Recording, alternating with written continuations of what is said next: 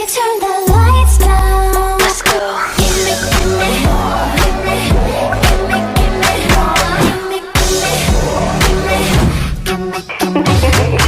me more. Give me more. Give me more. So number 2.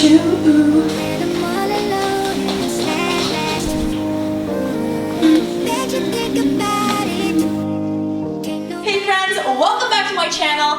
I'm Emmy Curtis and this is a new episode of Road to World Cup with EMRAINE, where I'm going to take you behind the scenes on my World Cup 2022 journey, what Qatar is like, and definitely the Canada men's national team. So it's already episode 2. I have no idea where the time went. I think it had something to do with the daylight savings. I'm not sure. This week just blew by. And we're on episode 2, so I hope you guys enjoyed the first episode and got to learn a little bit more about the power of networking and why that's so important in this industry, as well as a little bit more about my position and how I got it, and what I'm going to be really doing in Qatar. The countdown is on. A week from now, I hop on a plane to Qatar. Am I ready? I don't even know if I'm ready. There's so many emotions. I'm so happy, I'm excited, I'm nervous, all at the same time. I can't even control it. I'm going to World Cup. So just like last episode, I thought I'd give like a little 1 week out update. So last week I was really nervous about school because I had a lot on the go.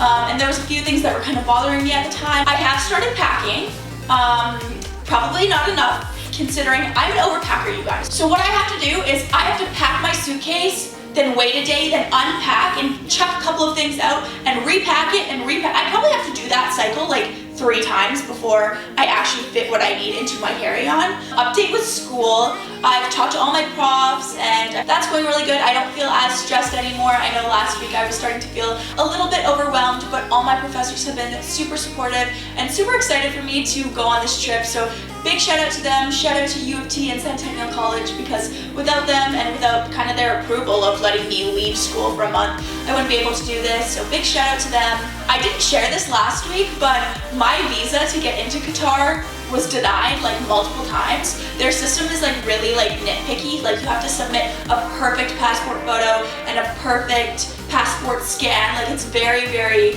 the little details really matter, and so my visa kept getting denied, and I know it was starting to kind of freak me out. My visa got approved, so we're good to go. I'm feeling really excited. I definitely am gonna have a lot of work to do while I'm there in terms of content, making sure I keep up with school, all these things, but that'll be like that'll be a when I get there kind of issue. I'll have lots of time at the airport. I'm ready to get this party started. So in today's episode, I'm gonna share with you guys a full trip itinerary, some of the events we're gonna go to, and I heard you guys commented on my TikTok, on my last YouTube video. I put together a World Cup bucket list and we're gonna go over it. So a little trip itinerary.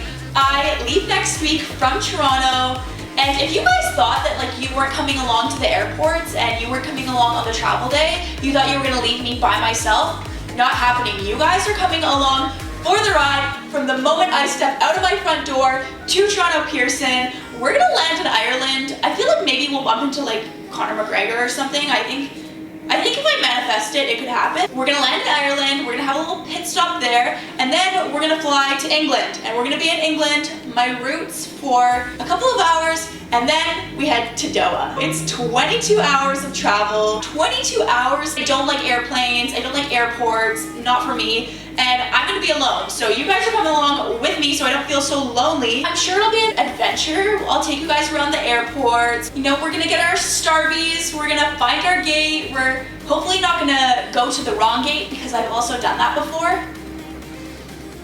I'm blonde, I can't help it. We'll do a little like Ireland airport adventure moment. But for the fun part, I put together a list of all the events that I really want to try to get to. I'm gonna be really busy while I'm in Qatar because I'm gonna be working, but on my days off, I think we can check these events off the list. Event number 1 is the FIFA Fan Festival. Feel the festival energy in the heart of Doha at the Al Bida Park. So I've never been there, obviously, so we'll see what that's all about. They say there's gonna be acclaimed artists and endless entertainment. I think it's gonna be kind of like a little parade, like FIFA Village moment. I think that's gonna be really fun to go to. I'm sure the energy is gonna be super high, and so I'm really looking forward to that. Event number 2 is the Corniche. It's the global street carnival along Doha's iconic 6-kilometer waterfront. There's gonna be stellar performances, concerts, arts and culture, and lots of storytelling. So I think that sounds pretty cool. I've heard that it's a really iconic spot to go in Doha, so we're gonna check it out. Event number 3 is the one I think I'm most excited about. It's the Arcadia Music Festival, and here's the tea, an A-list lineup of artists. So if Drake doesn't show up, then why did I even come, honestly? It's gonna be an electric atmosphere with extraordinary stages, and it's gonna be the most immersive show on earth. So honestly, I will be the judge of that, but I'm pretty excited for that. Event 4 sounds super fun because it's open to the public, and it's the Qatar Fashion United runway. Oh my God. Wait, I just realized what this is. It's the biggest fashion show ever to take off from runway 974. So the fashion show is, the runway is gonna be the takeoff strip at the airport. Wait, that's so cool.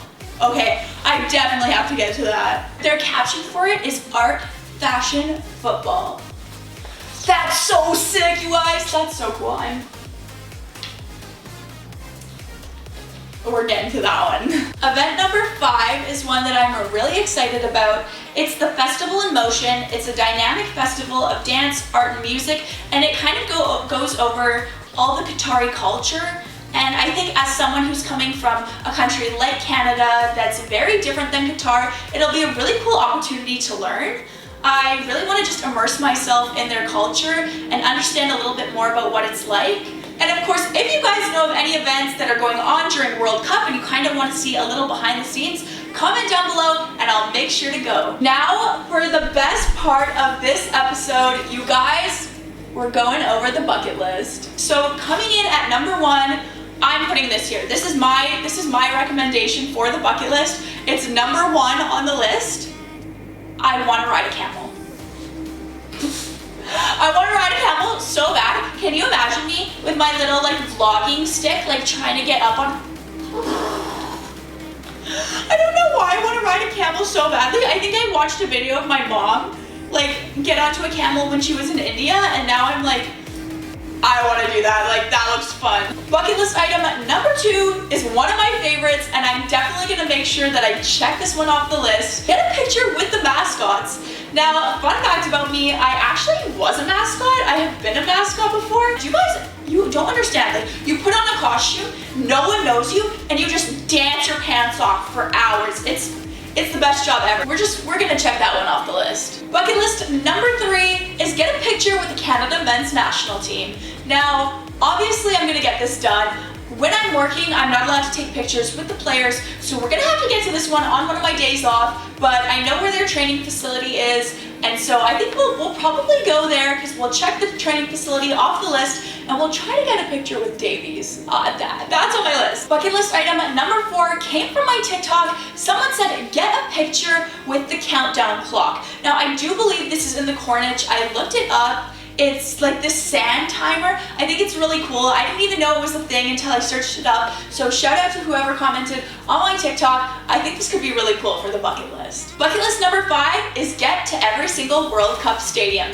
I'm definitely gonna make sure we do this. I think it's going to be super cool to bring you guys along. You'll get a little view of each different stadium. They all have a different theme. The stadium that I'm working at is supposed to look like a traditional hat that is in Qatar. I've heard that they're state of the art. They're brand new. They were built for World Cup. There's one that's even made out of shipping containers, which I think is super cool. We're definitely gonna have to get to that one. Bucket list number 6 was drink Arabic coffee. So I've heard this is really popular there, and that it's also a sign of kind of hospitality, especially when you go to hotels or any kind of like conference center. It's very popular there. So I'm really looking forward to drinking the coffee. I did work at Starbucks for 2 years and I'm a big coffee drinker, and so I'm really excited to try this out. Okay, bucket list number 7 is really cool, but this one is going to be a challenge for sure. So volunteers at World Cup like to trade pins, and so Someone commented you should try to get a pin of every country playing in World Cup. Bucket list number 8 had a lot of comments, and it's to go to the Souk Waqif. There's gonna be a lot of like traditional items, a lot of Middle Eastern pieces, lots of jewelry. I think that's gonna be really cool to go to. Bucket list number 9 is to get a picture with the Qatar 2020 sign. This is a for sure. If you've seen them on Instagram, it's these big Qatar 2022 letters. I'm definitely gonna snag a picture with those. And bucket list number 10 is very doable, but some people say they think I'm gonna have a hard time. Get a picture with another Canada fan. So I think finding another Canadian fan isn't gonna be hard. The question is, will they be as stylish as me? Will they have the hat? But I'm definitely gonna be making some Canada friends while I'm there because I'm gonna be walking around with my big flag and my jersey almost everywhere I go, so there's gonna be no missing me. Like, come on, it's cute. There's no missing me. I'm gonna be in bright red and everyone's gonna be like, oh God, it's the blonde girl again. That's everything for episode 2. And episode 3, we're gonna go over all things packing. This is hard for me, you guys. I'm such an overpacker and I'm going with a backpack and a carry-on for a month. You guys are coming along for the ride.